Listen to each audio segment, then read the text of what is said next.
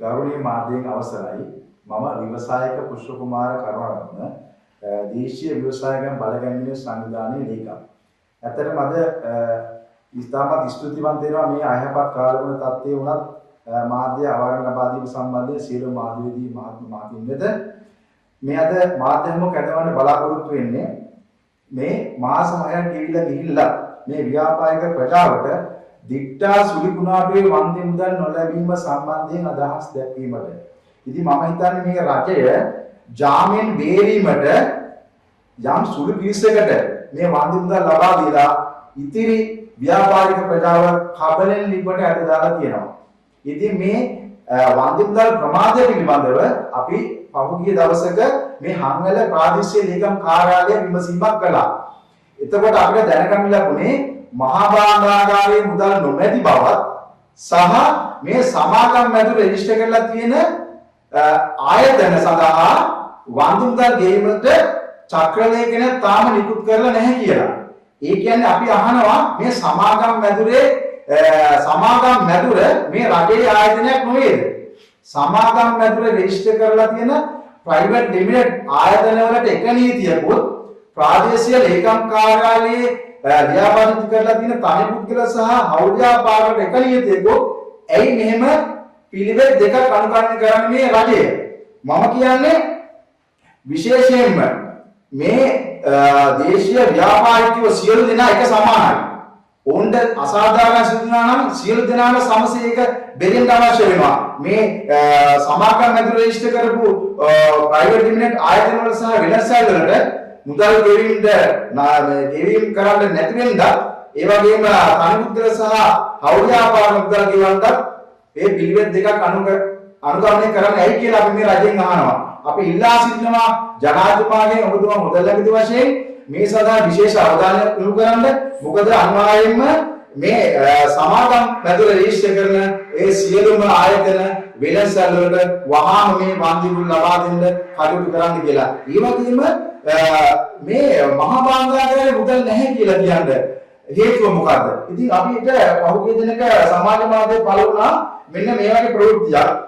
කතරමක් ගියත් ලක්ෂ 10යි කිව්වනම් ගෙවල් ගිහින් මාස 6යි රීබිල්ඩ් ශ්‍රී ලංකා අරමුදලට ලංකාවේ රුපියල් බිලියන 8.5යි සහ ජාත්‍යන්තරයෙන් ඩොලර් බිලියන 9.49යි කෝ මිනිස්සුන්ට සහන. මෙන්න මේ පෝස්ට් එක පළ වුණා. මේ පෝස්ට් එක සමගම ඒ වගේම ප්‍රවෘත්තියක් පළ වුණා. මෙම ජනජීවිත නගා සිටීම සඳහාම රීබිල්ඩින් අරමුදල පිහිට වූ අතර දේශීය ව්‍යාපාර ඇතුළු දේශීය දායකත්ව රුපියල් බිලියන 8.5ක් විය. ජාත්‍යන්තරව රටවල් 47කට අධික සංඛ්‍යාවක් අරමුදලට සහාය දක්වා ඇති අතර ඇමරිකා එක්සත් ජනපදයේ ඕස්ට්‍රේලියාව චීනය එක්සත් රාජධානිය සහ දකුණු කොරියාව ප්‍රමුඛ විදේශගත ශ්‍රී ලාංකික පරිත්‍යාගශීලීන්ද ඒ අතර වේ. එහි වටිනාකම ඩොලර් බිලියන 9.49කි. රීබිල්ඩ් ශ්‍රී ලංකා අරමුදල කළමනාකරණය කරනු ලබන්නේ මුදල් අමාත්‍යාංශය ජනාධිපති ලේකම් කාර්යාලය ඇතුළු නීතිඥයන්ගේ කමිටුවක් විසිනි.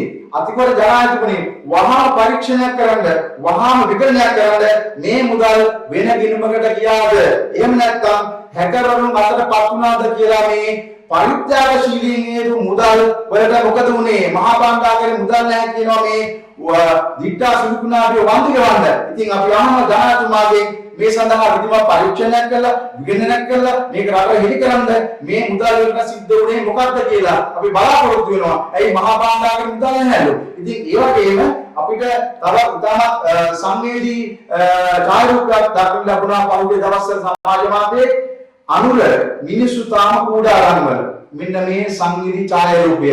ඇත්තටම අද මේ දිනවල අයහපත් කාලගුණ තත්ත්වය නිසා ඊටමත් අද සුළං අකුණු තද දැසි පතිත වෙනවා. මෙන්න මේ කූඩාරම් වල සිටින ජනතාව ඇත්තට මේක මට ගෞරවයක් බවට පරිවර්තනය වෙලා මෙහි සිටිනවා ඊටමත් කුඩා දරුවන් ගර්භණී කාන්තාවන් වැඩිහිටියන් පාසල් ශිෂ්‍ය ශිෂ්‍යාවන් ඒ වගේම රෝගීන් විලන් වූ අය සිටිනවා. ඉතින් මම හිතන්නේ මොහොත ඉතාමත් දැඩි මානසික පීඩනයෙන් මේ විලාය පසු වෙනවා. මේක මට ගෞරව බවට පරිවර්තන වෙලා තියෙන්නේ. මේ මම කියන්නේ ඉතාමත් ආයතන කරවත්තර ජනාධිපතිතුමනි ඔබතුමා ජනතාවගේ හදවතේ නායකයෙක් නම් ඔබතුමා සංවේදී හදවතක් ඇති නායකයෙක් නම් ඔබතුමාගේ වචනෙන් කියනවා නම් පොඩ්ඩක් කල්පනා කරලා බලන්න මේ කූඩාරම් වල ඉන්න ජනතාව මේ කූඩාරම් වල කොහොමද ජීවිතේ ගත කරන්නේ කියලා පොඩ්ඩක් කල්පනා කරලා බලන්න. ඒ වගේම මේ කූඩාරම් වල ජීවත් වෙන්න වැඩ පිළිවෙලක් හදන්න රටට නායකයෙක් අවශ්‍යද? අතිගරු ජනාධිපති මේ අපේ රටේ ජනතාව මේ ඔබතුමාගේ ජනතාව මේ අහිංසක ජනතාව ඉතාමත් අපි ආදරෙන් ඉල්ලා සිටිනවා මේ ජනතාව කුලී නිවාසයකට යවලා මේ අයහපත් කාර්යන තත්ත්වය නිසා අර පත්ලා තියෙන විවසනෙන් බේරගන්න මේ ජනතාව අසරණ දුකක් විඳිනවා මේ හුඬුවල ඉතාමත් හුඬුවල කියන මේ මඩුවල මම හිතන්නේ කියන්න ලැබෙයි මේ කූඩාරම් වල අහිංසක ජනතාව ඉතාමත් පීඩිත ජීවිතයක් ගත කරනවා. ඒ වගේම අපි පහුගිය දවසක මේ සම්බන්ධයෙන් අපි නුවර පළාතට ගියා මේ සම්බන්ධ විමසීමක් කරන අපේ සංවිධානයෙන්. ඉතින් අපිට දැනගන්න ලැබුණා අපි කෑගල සහ කරුවනාව අතර යම් ප්‍රදේශයක නායකීය ප්‍රදේශයක් අපි නිරීක්ෂණය කළා. එතනින් අපිට ඉවසාවක් හමුණා ව්‍යාපාරික විස්ථාන සම්පූර්ණ නායකීය එතුමාගේ ගයන්ත කියලා මහත්මයෙක් ව්‍යාපාරයක් කරනවා නිවසක් තියන්නේ එතනමයි.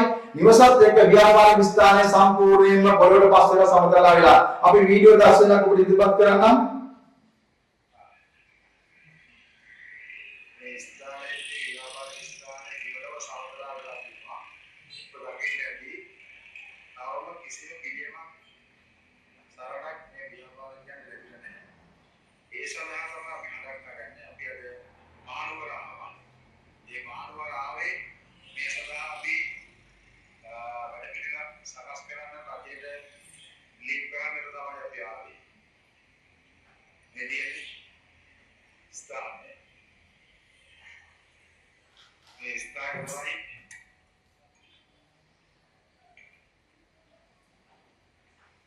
තට්ටු කී බිලියනද? තට්ටු කී බිලියනද? තට්ටු තුනයි. තාමුත් නෑ. ඔව්. බලන්න වීඩියෝ එක මම දාන්න. ඉස්කොන්දේ බලන්න ගමන්නේ.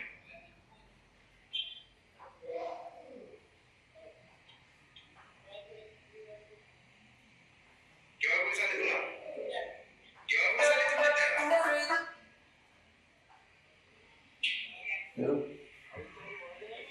ඔව්.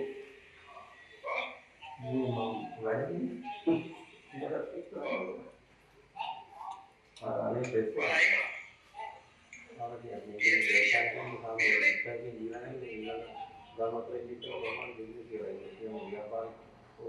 ඔව් ඒ මහත්ය ව්‍යාපාරික ස්ථානයේ සහ නිවස සම්පූර්ණ පොළොවට සමතලලා තියෙනවා. ජීවිතේ පවුලේ දරුවෝ සහ බිරිඳ 99 බීරලා තියෙන්නේ. ඉතින් අපි කියන්නේ මේ ව්‍යාපාරික ප්‍රජාව අන්ත අසරණලා තියෙන්නේ. මේ අවස්ථාවේදී රජය උදව් අවශ්‍ය වෙලා තියෙනවා. ජාත්‍යන්තර සහ මේ රටේ විශාල උදව් පරිත්‍යාග වෙලා තියෙනවා. අනිවාර්යයෙන්ම මම කියන්නේ මේ රජයේ මැදිහත් වෙලා මේවට නිසි වැඩ පිළිවෙලක් කියන නියාමනයක් කරන්න අනිවාර්යයෙන්ම වැඩ පිළිවෙලක් විනාශ නැත්තම් මේ ජනතා ව්‍යාපාරික ප්‍රජාව අනිවාර්යයෙන්ම කබලෙන් ඉබට වැඩෙනවා. ඒ නිසා අපි ඉතාමත් ආදරයෙන් ගෞරවයෙන් මේ රජයෙන් අධිකාර ජනාධිපතිතුමාගෙන් ඉල්ලා සිටිනවා මේ නැවත විශ්ලේෂණයක් මේ ආවොත් මේ ජනතාවට සිද්ධ වෙනවා අන්තිමට මම හිතන්නේ නැති ප්‍රශ්නයක් ඇති වෙනවා. මේ රටේ ජනතාව අනිවාර්යයෙන්ම විශාල විශ්ලේෂණයකට ලක් වුණොත් වෙන්නේ ඇත්තට මේ රට තවත් අන්ත අසරණ තත්ත්වයකටපත් වෙනවා. විදේශ ආදායම් ලැබෙන දින ප්‍රමාණයක් සෑහෙන විශාල ප්‍රමාණයක් අපි බලාපොරොත්තු වෙනවා අධිකාර ජනාධිපතිතුමනි අනිවාර්යයෙන්ම ඔබතුමා සාධනීය පිළිතුරක් ලබා දෙයි කියලා. ඔබතුමා මේ අවස්ථාව මේ සංචාර කරලා බලන්න මේ ජනතාව විඳින දුක කුඩාරම් වල මේ මුඳු ගෙවල් වල විඳින දුක බලන්න කියලා ව්‍යාපාරික ප්‍රජාව හමු වෙන්න කියලා කල්පනා කරලා කතා කරලා බලන්න මොකක්ද මේ වෙලා තියෙන්නේ කියලා විශ්ලේෂණය. තවත් විශ්ලේෂණයක් අතලක් ඉඳලා කියලා මට පේනවා. අනිවාර්යයෙන්ම මොකද මේ නියම කියොත් මේ රට අනිවාර්යයෙන්ම අපායකට යනවා. ඉතින් දැඩි දේශගුණ විපර්යාසයක් මේ වෙලාවට පවතිනවා. අපි රජයෙන් ඉල්ලනවා අනිවාර්යයෙන්ම මේ මඩ ගොහුරුවල ජනතාව තියන්නේ නැතුව අනිවාර්යයෙන්ම මේ ජනතාව කුඩි ගෙවල් වලට ගිහිල්ලා පදිංචි කරන ස්ථිර වැඩ පිළිවෙලක් හදන්න, දීර්ඝ කාලීන වැඩ පිළිවෙලක් හදන්න, මොහොත නිවාස ලබා ගන්න වැඩ පිළිවෙලක් හදන්න විවසාගම් සංගම වෙනුවෙන් මම ඉතාමත් ආදරෙන් ගෞරවයෙන් ඉල්ලා සිටිනවා. බොහොම ස්තුතියි.